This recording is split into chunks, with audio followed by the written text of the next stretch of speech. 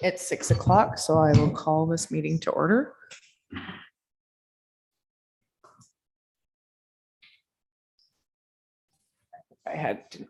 Oh, somebody's got their, turn the volume down on your computer. Sorry, we just have some feedback. I think we're getting it under control. Excellent. Okay, so welcome everybody. This is a planning meeting and I'm calling the meeting to order at 6 p.m. Any declaration of interest or general nature thereof, please declare it now. Are there any interests to declare? Seeing none, I'll read out what I always read out at every planning meeting. Personal information collected at this public hearing is collected under the authority of the Planning Act and will be used to assist in making a decision on this matter. All names, addresses, opinions, and comments are collected and form part of the minutes which are available to the public. Questions regarding this collection should be forwarded to the Director of Planning. The purpose of the public meetings is to present planning applications in a public forum as required by the Planning Act. Following presentations by the applicant or staff, council members will have an opportunity to ask questions for clarification or further information. The meeting will then be opened for the public for comments and questions. When you speak, please provide your name and address for the recording in the minutes. All comments should be directed to the chair of the meeting, and the applicant will be provided the opportunity to address public questions once all members of the public have made their submissions. For the applications being presented tonight, a report and recommendation are being presented to council. Following a council decision, notice will be circulated in accordance with the Planning Act. If a person or public body would have an ability to appeal the decision of the council to the Ontario Land Tribunal, but the person or public body does not make oral submissions at a public meeting or make written submissions to the township before the bylaw is passed, the person or public body is not entitled to appeal the decision. So we'll move forward in the agenda. 3.1 Z 2021-013 River Street Development Corporation, and we'll have the planner bring that up and the clerk will put it on the screen for I can share my screen. Okay, thank you. Of course, I just closed it. Oh, there we go.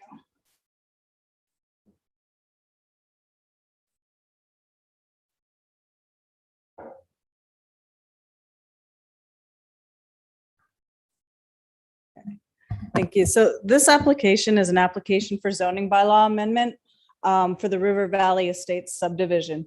Staff are currently in the process of reviewing phase 2 of the subdivision, which is shown here as stage B. And in reviewing that, it was noted that the minimum lot area in the R11 zone requires a minimum lot area of 1 hectare.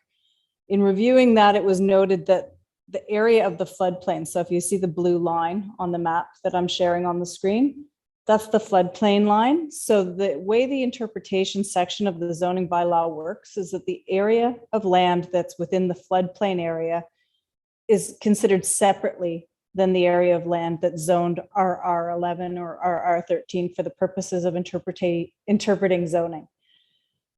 Based on that, it wasn't possible for the surveyor to confirm whether there was an area of 1 hectare outside of the floodplain.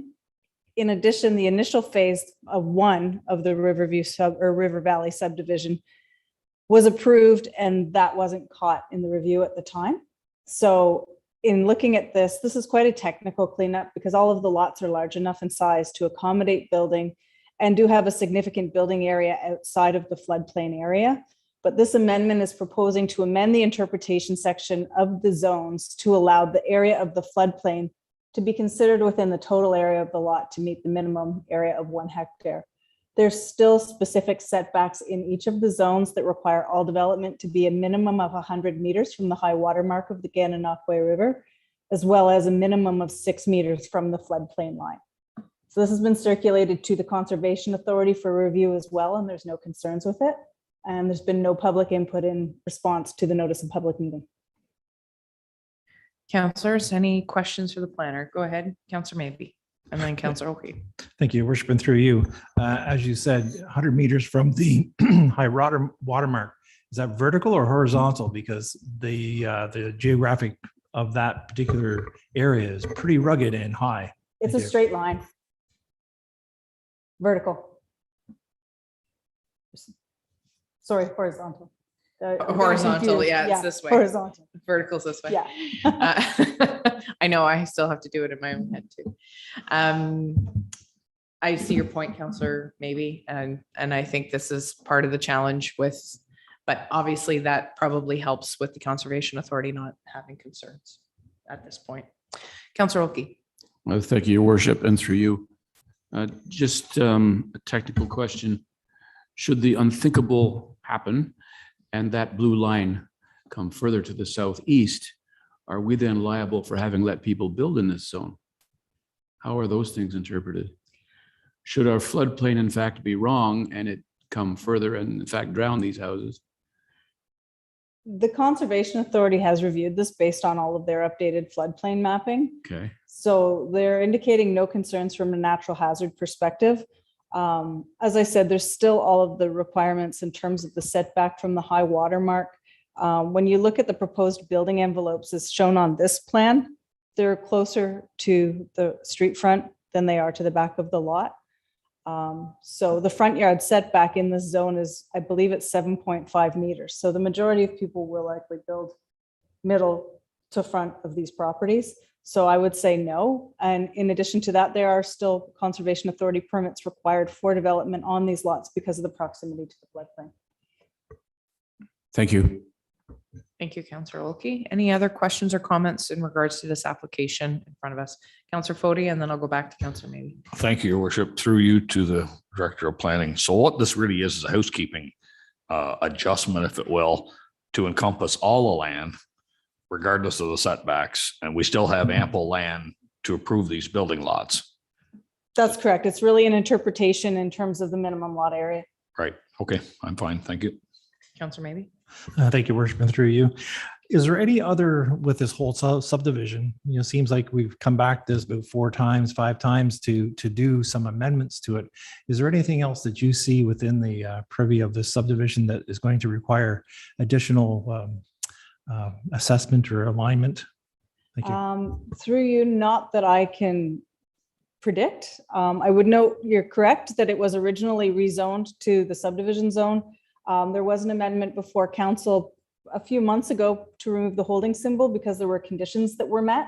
There are future subdivision lands that are not yet approved within the subdivision that do still have a holding symbol on them, subject to environmental impact requirements being met. So it will likely be in front of you at some point for that H to be lifted again, but I don't know any timeline associated with that. Fair enough. Counselor Gorell. Thank you, and through you, Your Worship. So if I heard that correctly, we're on very specific properties here. We are waiving the 1 hectare. Is that correct? No, so No? if you look at the plan that's on the screen, Yep, the whole area that's shown in pink, yep. so it's the RR11 and RR13 zones. Mhm. What we're doing is changing the interpretation in those zones. The current interpretation is that minimum lot area is required to be 1 hectare, Mhm. and that 1 hectare is measured outside of the floodplain area, which is demonstrated by the blue line on this plan. Right. The amendment is to change the calculation of minimum lot area to continue to require a minimum lot area of 1 hectare, but that the area of the floodplain can be included within that 1 hectare calculation. And when you look at the lot sizes, it really only affects these particular lots because these lots are larger in size when you look at the total. Well, actually they're not because they're thinner. So, but it really is just a matter of allowing this land area to be calculated towards meeting the 1 hectare. And then just a brief follow-up. So in the future, if I'm a landowner and I build a nice house and it's deemed that my coverage is X, X%, Mhm. and then I want to build a 4-car garage and a workshop. From what then is the determination of lot coverage? The way I believe I'm interpreting that is it would include the floodplain. Yes. Is that a good idea?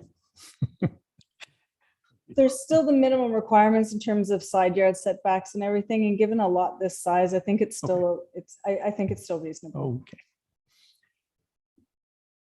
Did you have a second thought there, Counselor Gorell? I saw the Mhm. the hesitation? No, the lots do look large. So just one final question. The labeling, when I am reading those lots of 1 hectare, 1.2 hectares, that actually does include, that's the old diagram. So it does include the floodplain area. This is an older image that was modified to support this application. Oh. So I would suggest in looking at this, that the lot area is actually, when you calculate in the area of the floodplain, the resulting lot area would be larger than what you're seeing on this drawing. And one final question. In a floodplain, are you allowed to build a marine facility in the Yes, future? So marine facilities could be appended, even though there's some pretty heavy rocks back there, I do know. But some dockage and so on could be placed on the river. And would the Gananoque River fall under whose jurisdiction? Is that Ministry of CRCA. CRCA? Yeah. Okay, just for future reference. on that. Yes. Thank you very much. Okay, any further questions or comments in regards to this application? Okay, so we will, seeing none, and I don't believe actually, I should ask, are any of the attendees on here? Are they in regards to this particular application, or is it in regards to the next application? If you're on the call and you'd like to speak to this particular item on the agenda, please raise your hand. There is a raise your hand button on Zoom, if you could utilize that.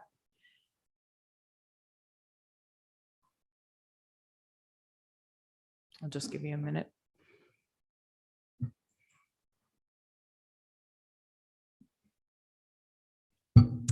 And I see no hands are up, so I will move forward to the next item on the agenda, and that is port number Z-2021-014, which is Perry 129 Benson Park Road.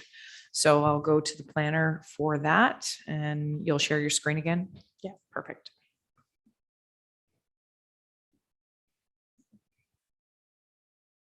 Sorry, I just need a minute to get the right drawing up.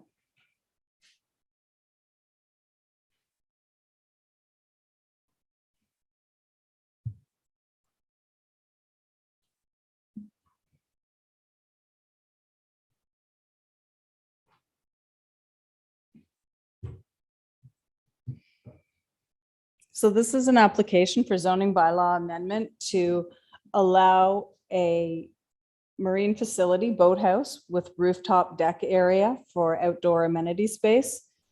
On the plan in front of you that I have on the screen, you can see the original marine facility that's on the property, which is proposed to be removed. And you can see the outline of the new boat port that's proposed, as well as the roof outline. Amendments are required to this one to allow the size of the boat port as proposed, as well as the rooftop amenity space. Notice for this meeting was advertised in accordance with the Planning Act. So what you can see here is the rooftop space. There's a raised portion to accommodate the antenna of the boat that's going to be going into the boat port. And so there's 1,752 square feet of usable space proposed on the roof deck. So notice was sent out in accordance with the Planning Act. There has been no correspondence or input received by the planning department. And I'm happy to answer any questions. I believe the applicant is also on the line and may want to speak to or give some background to his application. Okay, so I'll take questions from councillors first. Councillor Fody? Thank you, Your Worship, through you. If we go back to the first and second slide, how many more feet are we out into the St. Lawrence with the new build versus the old?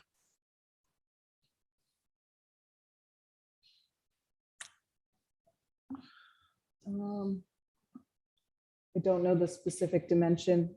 If that's 20, that's Yeah, 100 feet, 20 meters. right. So I would say that it's roughly 20 meters out. We can ask the Looking at applicant. that, He's the applicant could on the line. verify so, that. So what you're looking for, Councillor Actually, there's the Fody? dimensions right there of the boat port. So Right. we're 50 feet from the shore.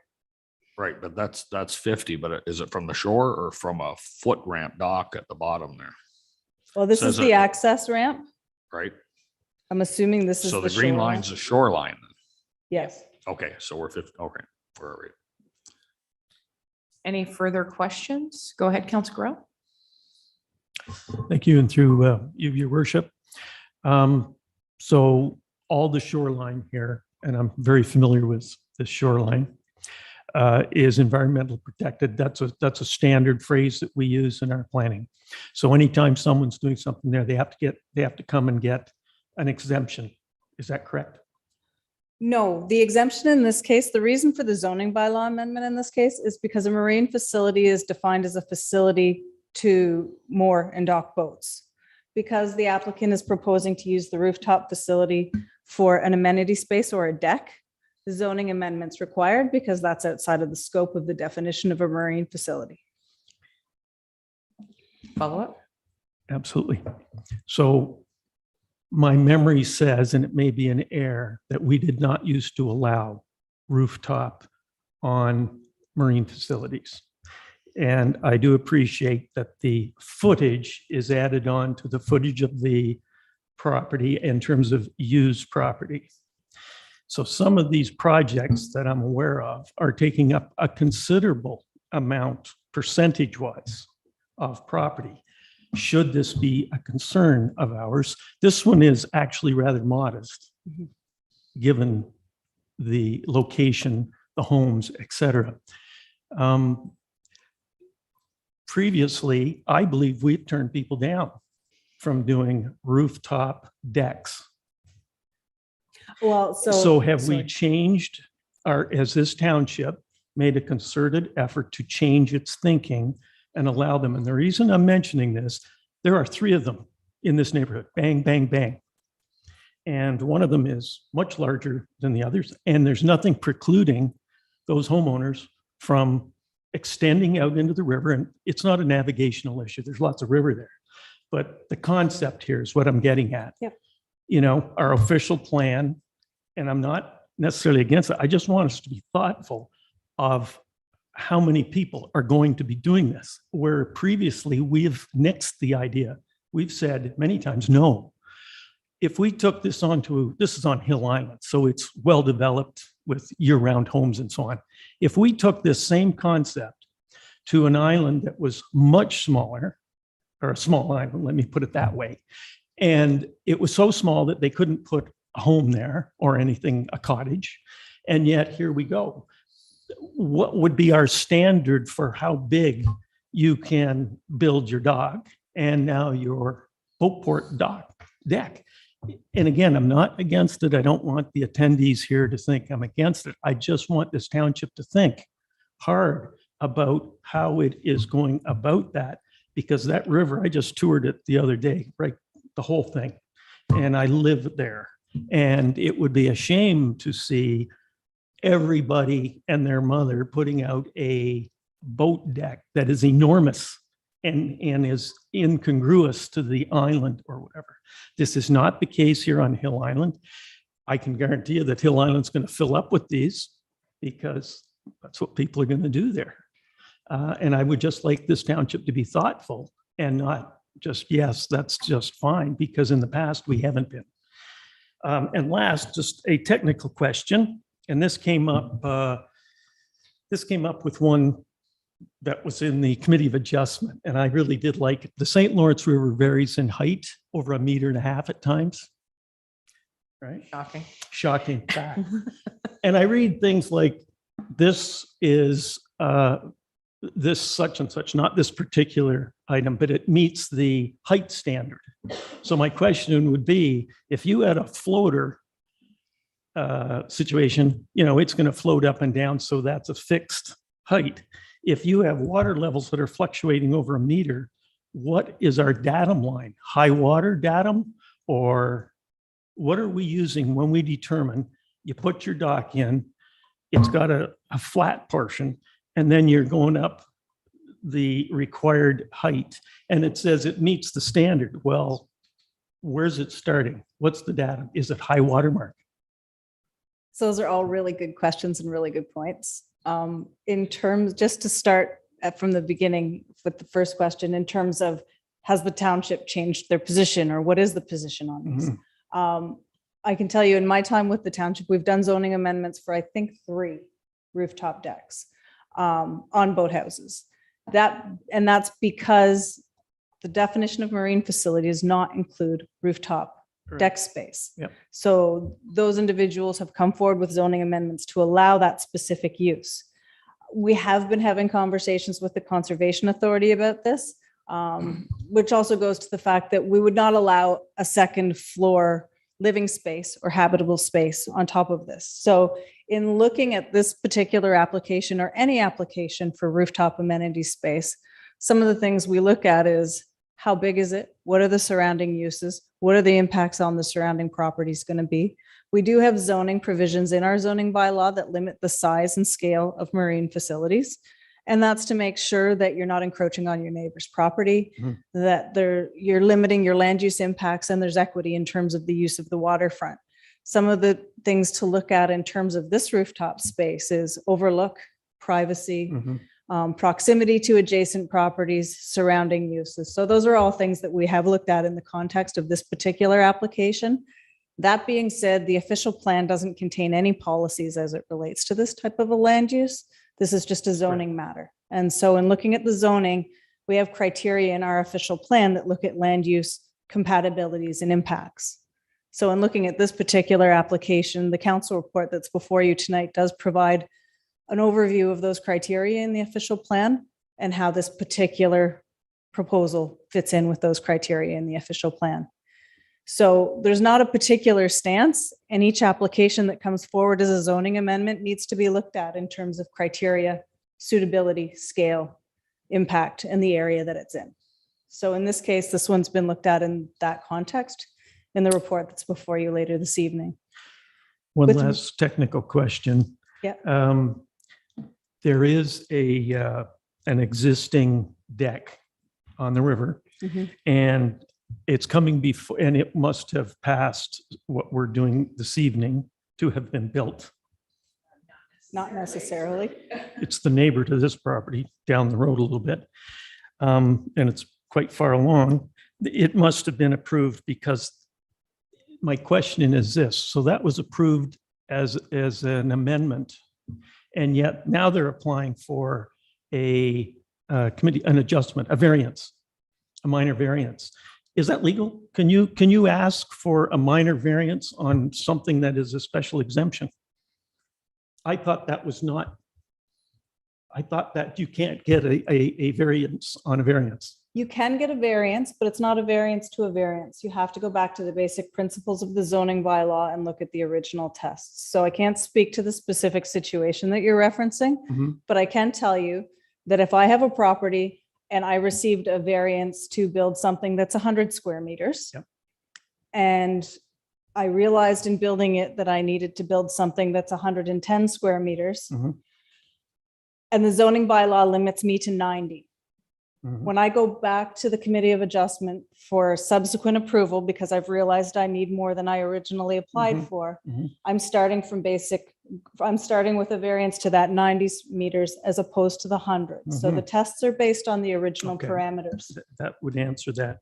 So just to put a bow on that, if we had approved a similar style marine facility with a deck, that would have gone through this process. Yes, it should. Any rooftop space Okay. is subject to a zoning bylaw And amendment. then is it legal then to get a minor variance to put a small addition on that, or is that I legit? believe- Or does that have to go back to the original? It would have to go back. It would have to go back to the original. It's already built. I can't speak to the specifics of Okay, that. it's going in front of the committee adjustment October 26th. I'm aware of the application that you're I'm referring sure. to. I just can't speak to the specifics of it right now. Okay, maybe I'll attend the committee of adjustment. Thank you very much.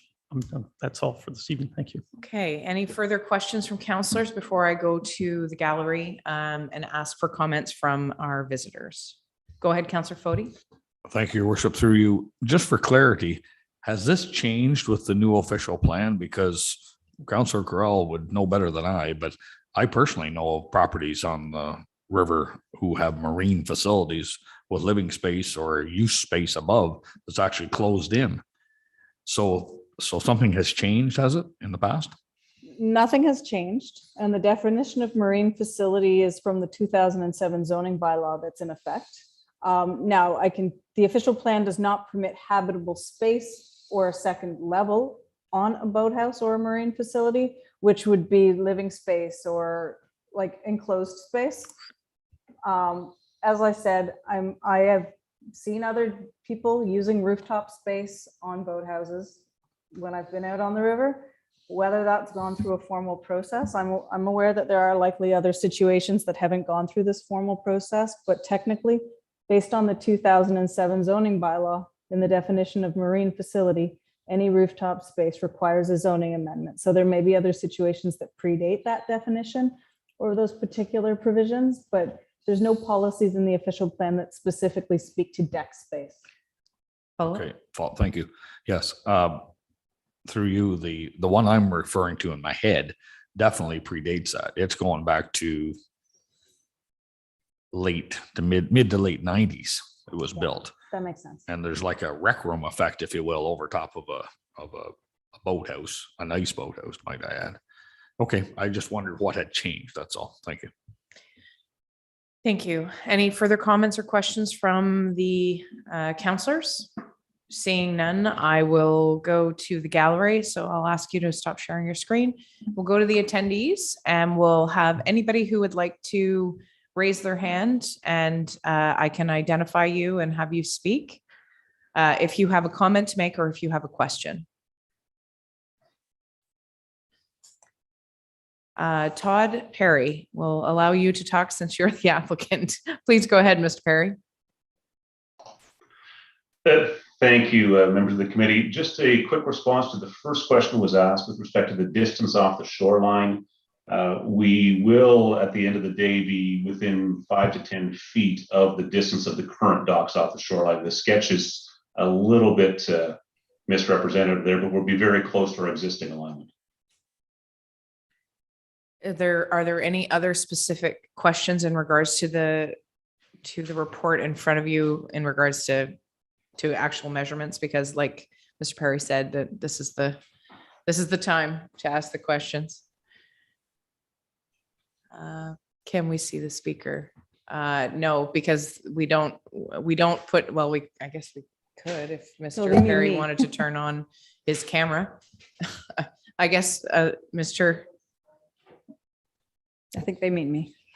Oh, I apologize. So it's when the speaker is speaking and we're sharing the screen, sometimes it's a little difficult from where we're at the podium. So we apologize that you didn't get to see our wonderful planner, Ms. Venditti. I'm sure we can put a picture up next time maybe so people can see.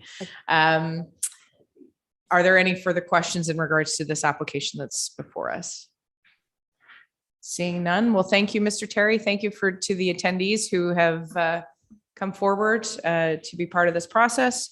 And I think that's everything. So I just need the motion to adjourn and then we'll go into council. So thank you very much, everybody. And the motion is by Councillor Maybe, seconded by Councillor Fody, that the public meeting adjourns. All those in favor, please signify. All those opposed.